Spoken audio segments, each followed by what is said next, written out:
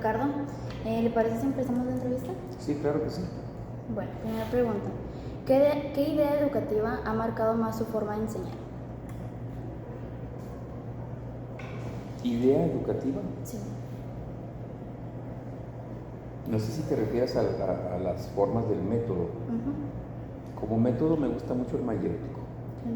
Sí, porque hace reflexionar mucho al alumno, y entonces él reflexiona cuando le preguntas y le repreguntas sobre las situaciones. Entonces entra en función de una reflexión más que la adquisición de un conocimiento. Ok. En su experiencia, ¿qué aportes de diferentes autores le han servido realmente en el aula? De diferentes autores, pues en realidad han sido varios que me han ayudado mucho. John Dewey, Freire,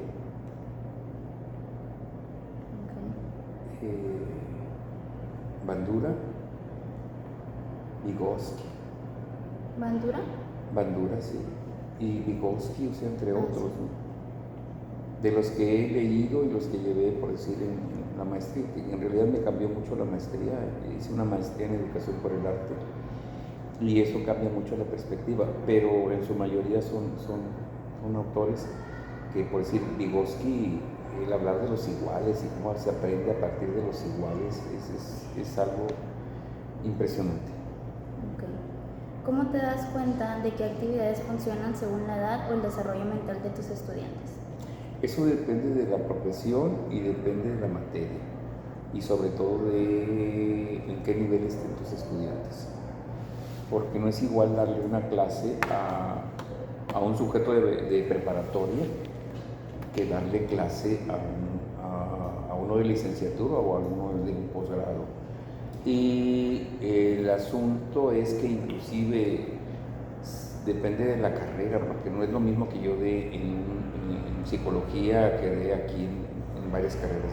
Entonces, creo que eso depende, pero, perdón, ¿me puedes repetir la pregunta? Sí. ¿Cómo se da cuenta de qué actividades funcionan según la edad o el desarrollo mental de sus estudiantes? Pues sí, eso depende de la carrera, y te vas dando cuenta que los sujetos a veces tienes que aplicar determinadas dinámicas dentro de los salones para poder activarlos. A veces te funciona mucho el manejo de grupos, saber cómo se debe manejar un grupo, qué sujetos psicológicos tienes dentro del grupo, como para decir, bueno, si lo activo, va a empezar a detonar risas dentro del salón para que se despierten, y luego de repente dices, bueno, ahora hay que replegarlo tantito para que ya no me haga tanto escándalo dentro del salón.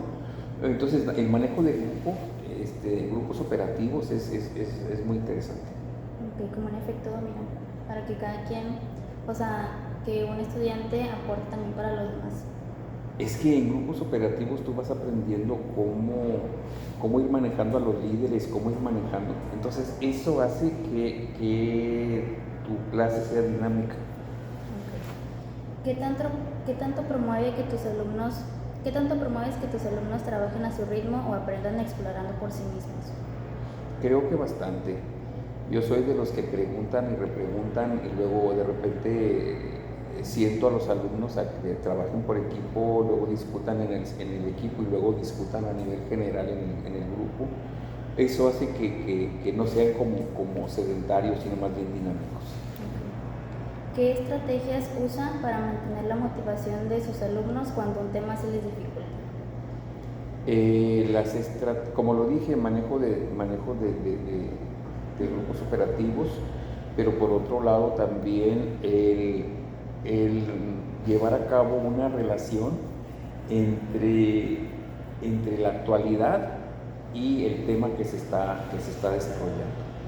Si hablamos de cultura de género, pues entonces llevarlo a las experiencias esas personales que luego se ven vinculadas con los conceptos de género, o así.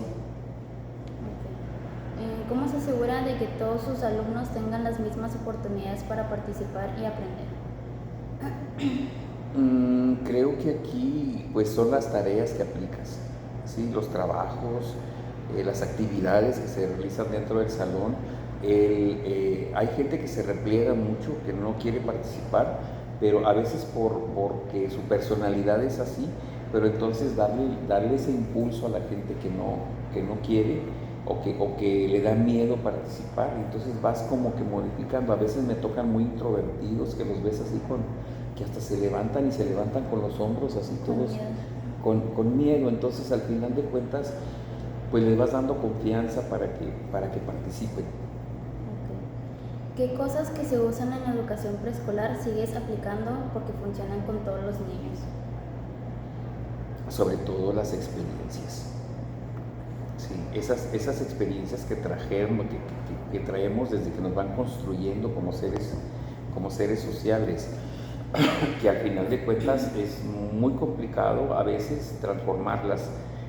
Otra vez, si regreso al estado de género, cómo nos van construyendo el género desde la infancia y cómo al final de cuentas entra en función de nuestra forma de ver la vida.